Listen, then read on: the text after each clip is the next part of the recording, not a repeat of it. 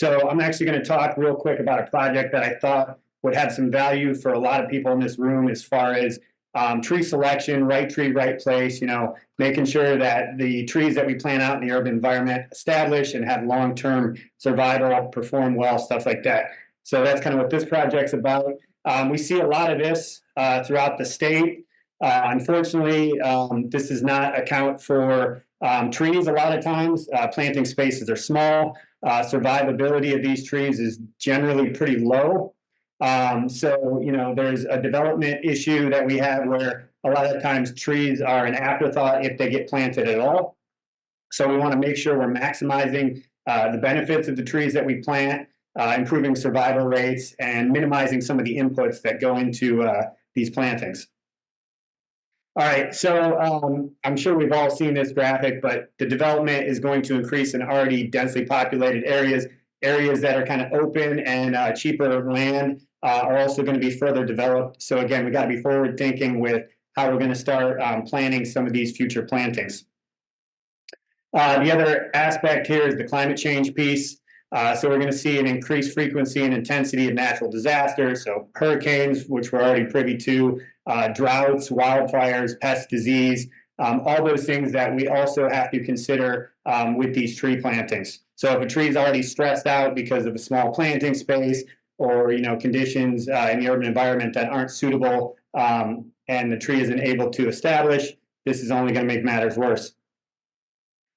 Here's just a long list of some of the things that we're fighting up against: small planting spaces, poor soil quality, compacted soil, you get the urban heat island effect, lack of maintenance or poor maintenance. So improper pruning, sometimes trees aren't pruned until there's a clearance issue, and then you're making large pruning wounds, decay enters the tree, things like that. So things that we're trying to design against.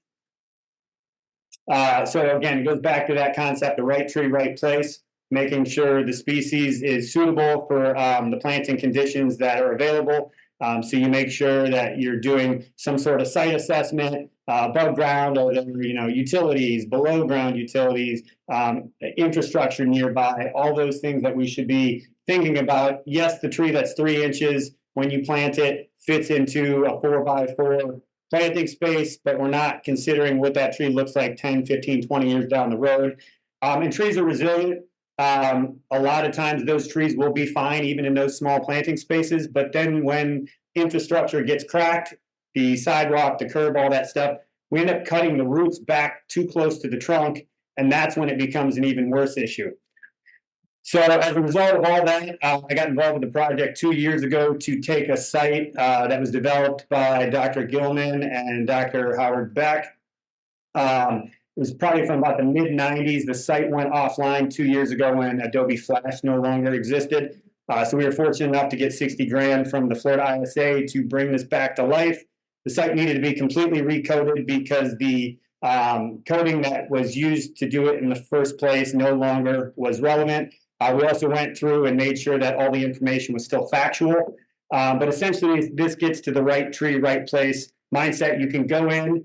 We have a thing called the expert system, where it's essentially the expert is there in your computer at all times. It's going to ask you a series of about 35 different questions from soil type, how much irrigation, sunlight the tree gets, size of planting space, proximity to infrastructure and utilities. Just a whole series of, okay, here's the question, if this, then this. It's almost like choose your own adventure book, if anybody remembers those.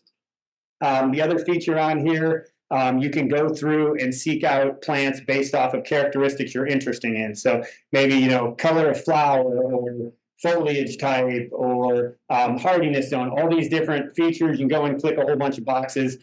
Same thing if you're trying to identify a species, the third feature, you can go in, click a whole bunch of boxes, and then hopefully identify the species.